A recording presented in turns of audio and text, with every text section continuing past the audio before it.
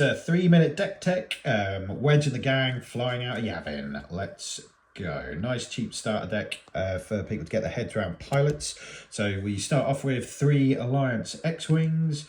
We then throw in 3 Green Squadron A-Wings. We then throw in 3 Phoenix Squadron A-Wings. We then have 3 Red 3s to help kind of pump up those hero units. 3 of the fancy new Millennium Falcon to try and really take advantage of all the pilots we've got in this deck. We've got a couple of Red 5s, because why not? We've got 1 Blue Leader. We've got 1 Sabine's Masterpiece. Cracking card. I would have more of those in if I had them.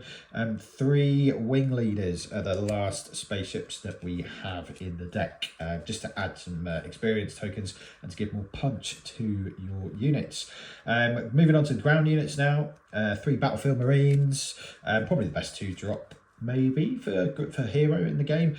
3 Fleet Lieutenants, very much the MVP of this list. As you'll probably tell, everything's Rebel, which means you are punching everything really nicely, to be honest. 3 Cassian Andors to be able to do some smuggle shenanigans, and then 2 of the new Leia Organas. Really good with all the pilots. Basically just like 2 extra Fleet Lieutenants in the deck, really.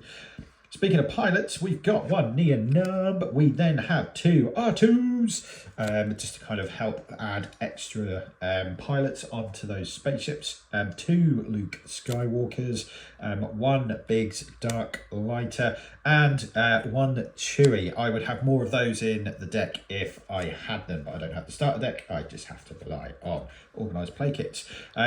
All those Rebels, we're really dumb not to have these next cards. We've got 2 Medal Ceremonies to help pump up anything that is still alive and swinging. 3 Rebel Assaults, can really try and close a game off of that. It can do a ton of damage.